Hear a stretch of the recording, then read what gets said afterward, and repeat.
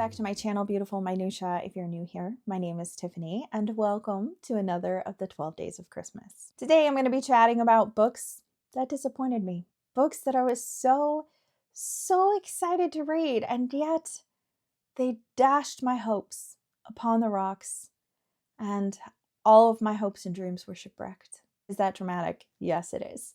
But it feels like the disappointment is so poignant for some of these that I really kind of felt that way a little bit. So I'm going to talk to you about 10 books that I read that I really was excited to read, and they let me down for whatever reason. I will preface this by saying that most of these books are not objectively bad, and some of them I don't even think were even terrible. I probably gave them 3 stars, but they were still disappointing. I thought they would be 5 stars. I was really looking forward to reading them. If you love these books, I'm really happy that you did. I'm happy that they worked for you. I think that they worked for the majority of people who did read them, but I'm in the minority here, so it could also be called my unpopular opinions of 2025, I'm sure. Kicking off with a classic, and that's The Country of the Pointed Firs by Sarah Orne Jewett. I had been told by many that this was just a beautiful little classic set on the coast of Maine as a writer is trying to kind of regain her writing mojo in this little town. And I've been told that the writing was so beautiful. So I was expecting something atmospheric. I was expecting just beautiful nature writing. And I don't think that I received that. Again, not a bad book, actually, in this case particularly. It just felt really boring. I didn't really connect with most of the townspeople. It felt like all of the chapters, most of them anyway, were like kind of barely connected vignettes. And so I didn't really get to know most of the townspeople. There were a few people who I did get to know, but this honestly felt more like a deep dive into a small town than it did the setting in Maine. That felt like it really didn't have as much to do with the book as I was hoping it would. And so I think that's why it really disappointed me, is I was going into this expecting this to be a new favorite and expecting it to have like incredibly beautiful nature writing, and that is not what I got. The next one pains me, and it actually pains my husband quite a bit, and that's The Pioneers by David McCullough. This is my second attempt to read this book. I had gotten probably about halfway through it a couple of years ago and then decided that I wanted to try it again when we went on vacation this year. I was listening to it on audio while we were driving. Here's my issue with this book. It's not that it was a bad book. It's not that the writing was poor. I actually think David McCullough writes really well, and the style in which like his sentences are constructed actually does work for me. It was clearly very well researched. But what I really struggled with is that this book felt very scattered and all over the place. And so it was hard for me to keep track of who was actually important, because we were constantly being introduced and then reintroduced to people. And I'm like, wait, who is this? And so it just felt too all over the place for me. So I think that I vibe better with David McCullough when I'm reading a biography rather than a nonfiction that is just about kind of like the wider range of a topic. I was also disappointed that we didn't have most of like kind of the stereotypical pioneer story, like going to Kansas, like Laura Ingalls Wilder.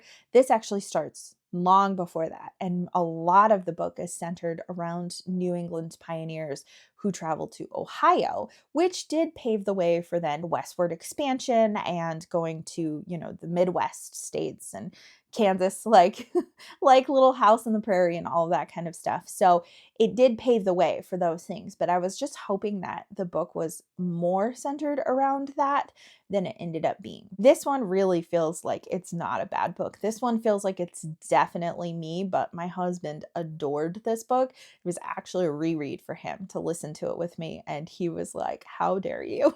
He was so upset at me. The next book was a case of beautiful writing, but it just didn't work for me, and that's The Troll Garden by Willa Cather. Unfortunately, I read 3 Willa Cathers in the year of 2025, and all 3 of them were disappointing for me, which is a shame because the previous 2 years I've had a Willa Cather in my top 10 books, and that just didn't happen this year. I didn't really enjoy them. But this one was the first one that I read in the year, and it was the worst one.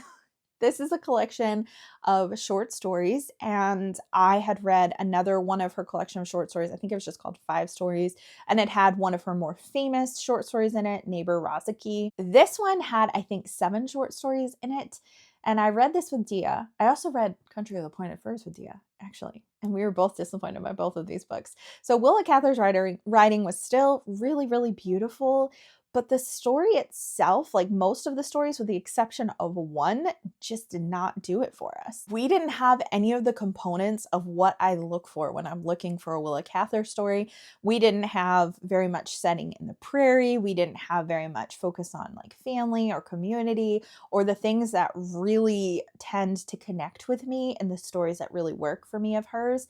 And this one, I don't know, just like most of the stories were about artists living in cities, and it was just not topics that I really connected with. So I was really disappointed by this one. The next one I was disappointed with because I felt like the messaging was so heavy-handed, and that's Blood Over Brighthaven by Emma Wong. A couple of years ago, I read Sword of Kaigen by the same author and loved it.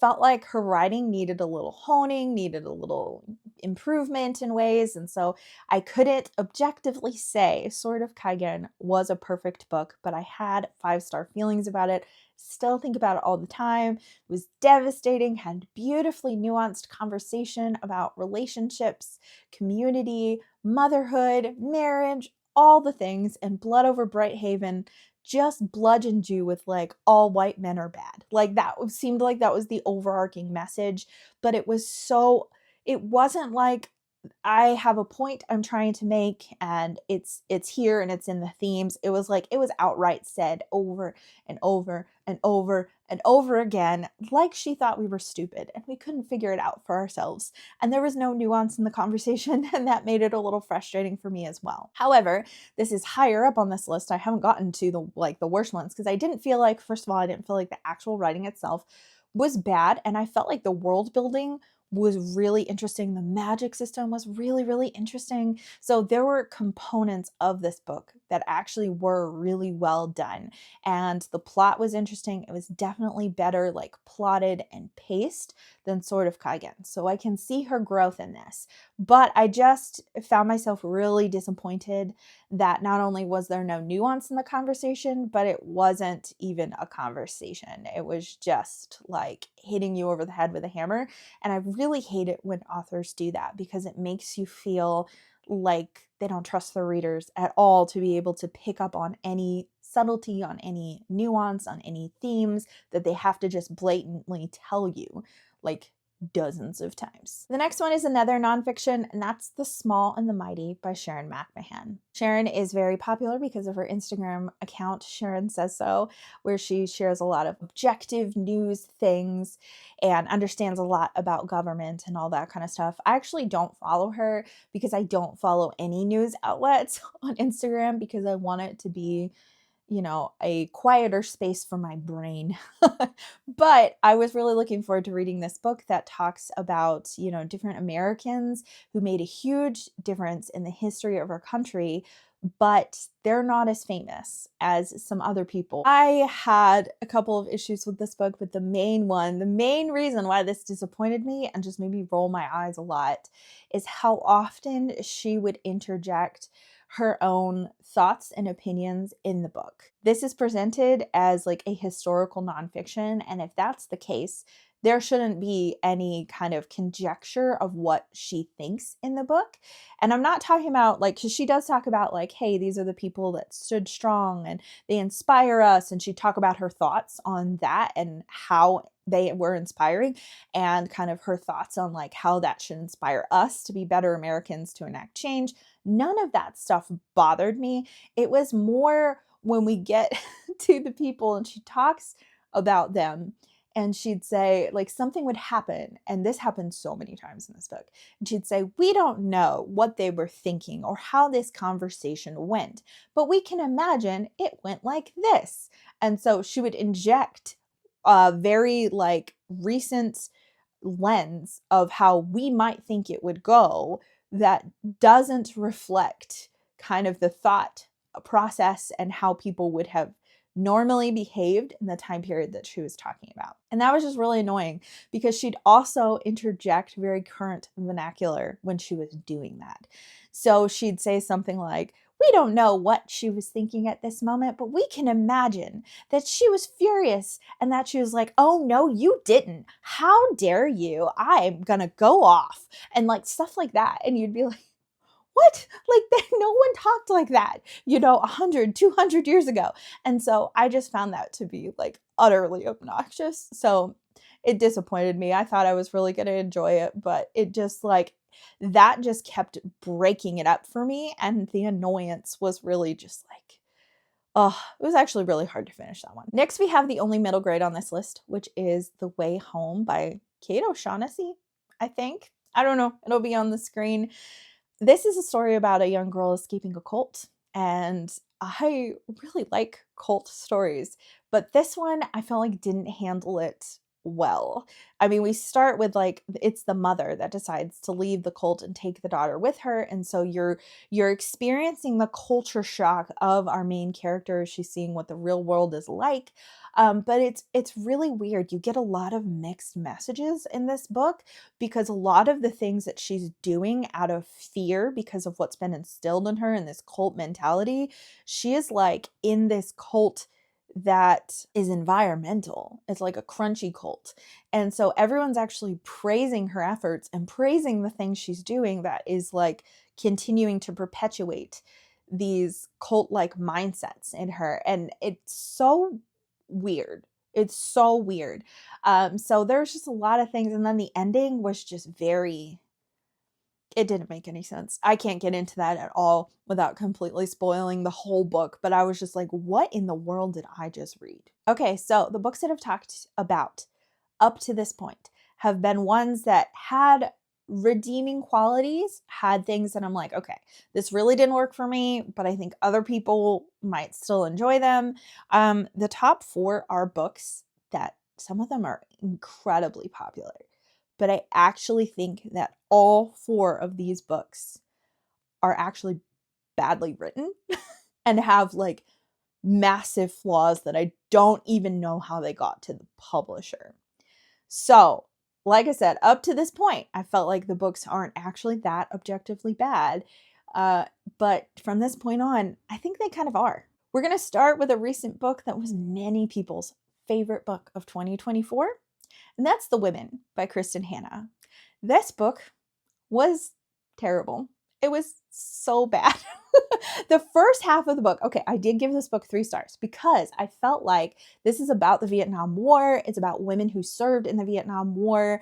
And so there were components of this book historically that were so well done. So when she's actually in Vietnam, the scenes were visceral, the scenes were hard, the scenes were gritty, and you just felt like you were really there. And so the horror of those scenes is really, really well done. Then in the second half of the book, she comes back and you see how she's treated as a Vietnam vet. You see the lack of support she gets. You see that the government was even lying that there were women in Vietnam to begin with. They said that there weren't. So people don't even believe that she was actually there. And so there are components of that and her PTSD that I think are also very well done. However, there is a lot of repetition in this book, in the way that it's written and in the way that certain very emotional scenes were handled in terms of grief and in terms of the way she witnesses, people that she cares about. And it just, I can't really talk very much about it without spoiling so many things. But it felt like she was jerking us around on an emotional chain only for things to end up like a Hallmark movie at the end. And I just really was very annoyed with that because I realized that we want some closure for our main character. I say I didn't care about the main character. I felt like she had 0 personality at all. I felt like there was nothing to attach me to her, and I felt like they could have delved really deeply. She has 2 other women that she lives with that are part of this with her and they're in the trenches together, but they are just there like for diversity's sake, and like they drop everything to help her, but like then they experience absolutely no PTSD like she does. And so like they get like no page time, and one of them's a Black woman. And so it felt like this is literally a token Black woman that like she's got like posters of like MLK and Malcolm X like above her bed in the dorm in Vietnam, and like all this stuff that like felt like it was just there so that way she could check a diversity box. Like this character had no depth, and I felt like if Kristen Hanna had gone the route of sisterhood and support and community, which is what I think she was trying to do once you get to the end of the book, this could have been a more meaningful book. But she didn't develop the side characters at all. She didn't even really, in my opinion, develop the main character that much. And so it's like the historical components I found really interesting and really valuable because there's not a lot written about the Vietnam War. A lot of historical fiction is very much centered around World War II, which is why I don't read a lot of historical fiction, because it's like Western Europe in World War II. It's like all the same thing over and over and over again. So I was really excited to read something that was set during the Vietnam War, but I just feel like she just didn't do this as well as I think she could have. And again, the writing was repetitive. She used the same tropes over and over again. And even phrases were repeated in such a way that it was noticeable. And I was really disappointed by it. And I found myself wishing I had read the nonfiction book. There was like a nonfiction memoir that one of the nurses in Vietnam wrote that she kind of based this historical fiction off of. And I found myself wishing I had read that instead. Another really unpopular opinion. This was a booktube darling for years. Many people still say that this is one of their favorite books of all time. So if that's you, I'm really sorry. The Invisible Life of Addie LaRue. Oh my gosh. I can't believe I actually finished this book. I can't believe it. I read it for my in-person book club? Yes, I did.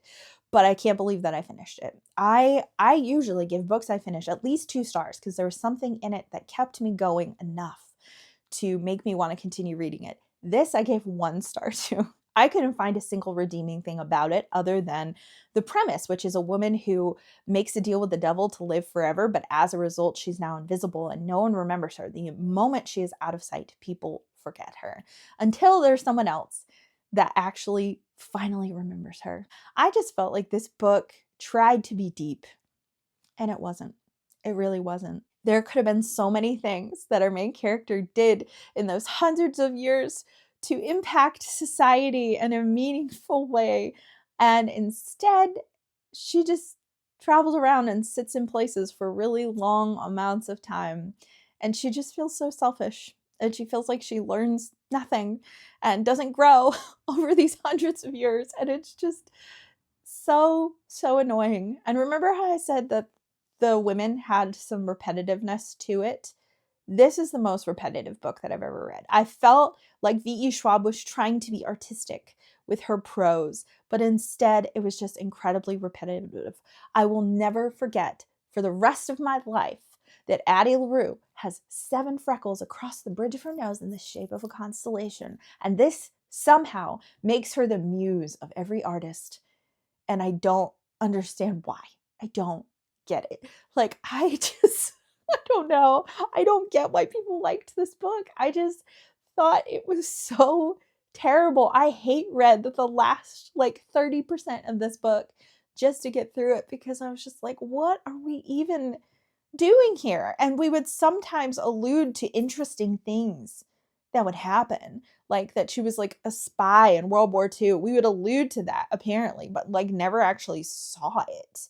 And it was really just bad. I just really hated it. If you loved it, I'm so sorry, but I couldn't find one thing that I actually liked about it. The next book should not have been published as a book. I'm just gonna say that because, yeah, it just shouldn't have. That's The Wood at Midwinter by Susanna Clarke. This is supposed to be like a companion novella to Jonathan Strange and Mr. Norrell, and that it's supposed to be like a kind of further lore of the world. However, there's almost like no text in this novella. I think it's like 60 pages long, which is fine that it's shorter, but it's so filled with illustrations, which I will give you. The illustrations are beautiful. Like, they are really, really pretty, but it's more illustrations than it is words and the story, I'm like, what were we trying to do here? Could we not have made this a more fleshed out thing? This just feels like you took a footnote from Jonathan Strange and Mr. Norrell, because if you've read that, you know that some of the footnotes are like super long. And it feels like this was a footnote that we just added pictures to. Like, I don't know what this has to like do with anything. I actually almost bought it. I almost pre-ordered it because I was so excited. And it was like, oh yes, something else by Susanna Clark, because Piranesi was a favorite in the year that I read that. Jonathan Strange and Mr. Norrell was a favorite in the year I read that. And so I loved them both and I was so excited. And this was like, I was so glad I didn't pay money for this, because not only that, but like that it was short and there was like nothing to it. Like, it was like a $20 book. I'm like, $20, and this is like a glorified picture book that we are calling a novella. It is more like a picture book. And so it was just incredibly, incredibly disappointing. And last but not least, can you guess what this one is? If you know me, I want you to take a second and guess what my most disappointing book of the year was. If you know me, you probably already know what it is. I finished this book in January and I'm still so bitter about it that every time it comes up, I just sigh and go, oh my gosh. Like, everyone who knows me well is gonna know that my most disappointing of the book of the year was Wind and Truth by Brandon Sanderson. This is saying a lot, you guys. Mistborn was my first introduction to epic fantasy, like modern epic fantasy, and it was the perfect gateway door. I loved all of the Stormlight books up to this point.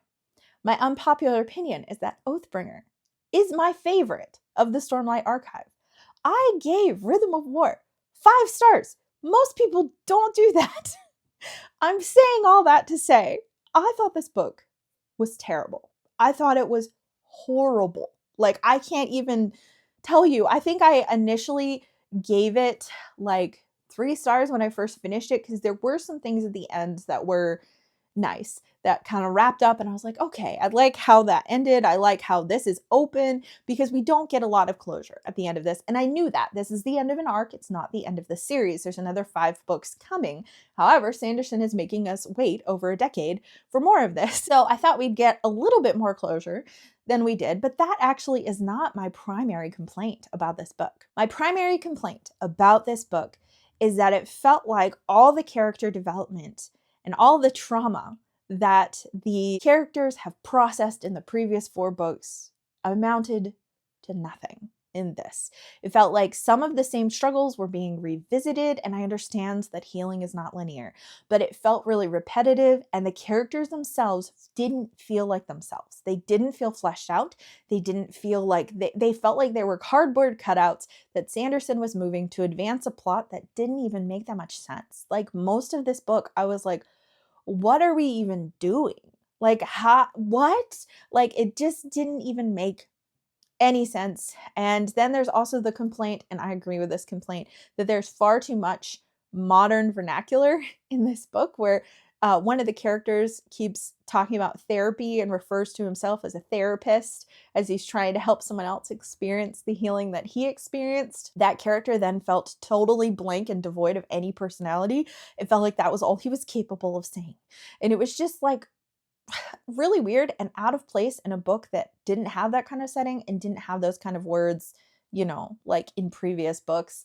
And so that did actually bother me as well. And so there were just like so many things about this book that I was just like, what? Like, I really liked Seth's backstory and his journey. And that was like really the only thing I liked about this book. It was like very, very disappointing. And it's 1,400 pages long.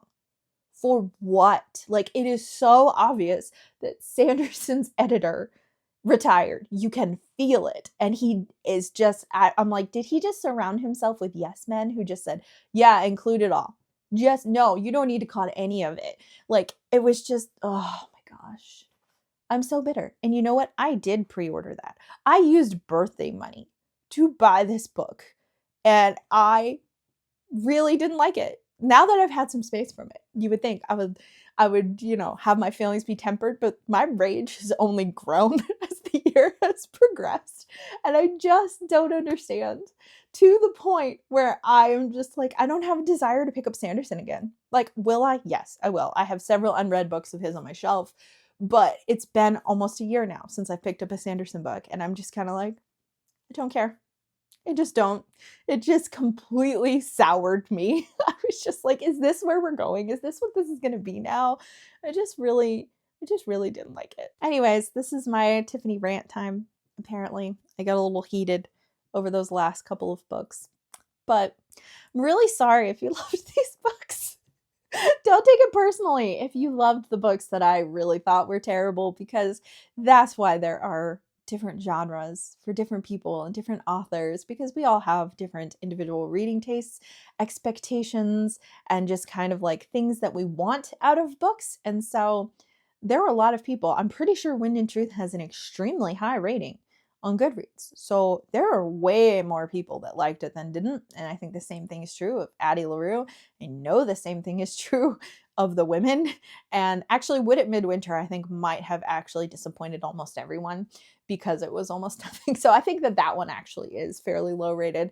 But a lot of the books here are very loved by very many people. So if you're one of those people who love it, I'm not disparaging your taste in books. I promise. I'm really glad that they worked for somebody, and I wish they had worked for me. I really wanted them to. I'd love to hear from you in the comments down below. What are some books you read this year that you were super excited about that just really let you down? Thank you so much for watching. If you like this video, please hit like and also subscribe so you can continue to see more bookish content from me and more of the 12 Days of Christmas. And I will see you again tomorrow.